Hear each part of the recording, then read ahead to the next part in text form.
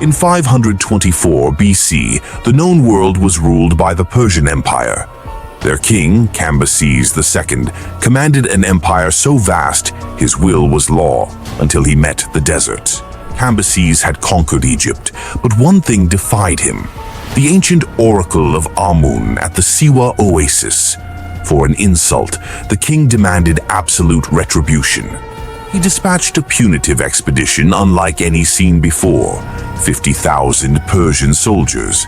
Their mission was simple: march hundreds of miles across the barren, unforgiving sands and destroy the oracle.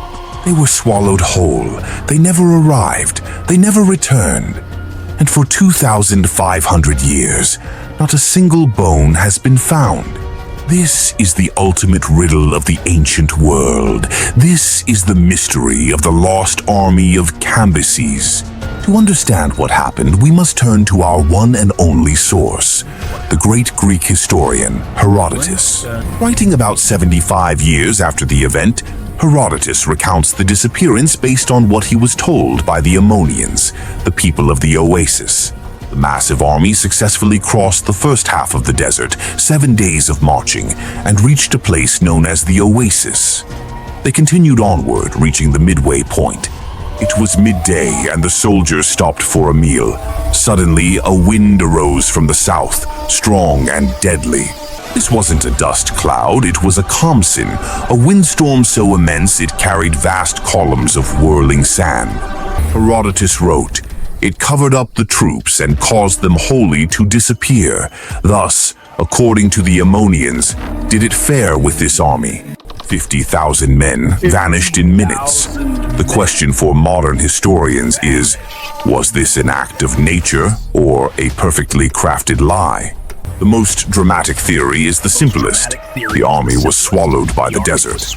The scale of this loss is difficult to comprehend. Imagine a force the size of a modern city swallowed by an ocean of sand. Archaeologists who support this theory suggest that the Khamsin wind could have created a localized, catastrophic phenomenon, shifting massive dunes rapidly. Crucially, in 2009, Italian archaeologists claimed to have found evidence: bronze weapons, a silver bracelet, and human remains near the Siwa oasis. However, many Egyptologists are skeptical. They argue that the men would have sought shelter or survived to tell the tale, or that the massive supply train would have left far more evidence. The sheer logistical nightmare of supplying 4,500 tons of water for a month's journey means a logistical breakdown, not a sandstorm, is a far more likely killer. What if the Persian army's disappearance was not an act of God, but an act of man? The ambush theory suggests the entire incident was a military disaster, intentionally covered up. In 2014, Egyptologist Olaf Kapper revealed evidence that radically changed the narrative. He argued the army was not lost, but defeated by an Egyptian rebel leader, Petubastis III. Kapper's research suggests the army was not simply heading to Siwa, but was ambushed near the Dakhla oasis, which was a stronghold for the rebel pharaoh. Petubastis defeated the massive Persian force. If this is true, why the sandstorm story? Because Cambyses' successor, Darius the Great, was a master of propaganda. To erase the shameful military defeat of his predecessor and discourage future Egyptian rebellion, Darius fabricated the magnificent yet terrifying tale of the desert swallowing the invaders. Whether it was an act of nature that buried them alive or a devastating military defeat erased by propaganda, the mystery of the lost army endures. And the oracle, it was never destroyed, perhaps because Petubastis defeated the Persians before they could reach it. 50,000 men.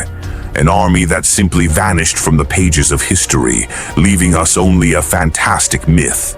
The greatest armies of the world can conquer nations, but they can never conquer the desert. But one question remains unanswered. If they were ambushed, where are the mass graves? If they were lost in the desert, why is the physical evidence so scarce? Enthusiastic conversational tone. Let me know in the comments below. Do you believe the sandstorm theory or the ambush theory? Don't forget to like this video and subscribe for more deep dives into the unsolved riddles of history.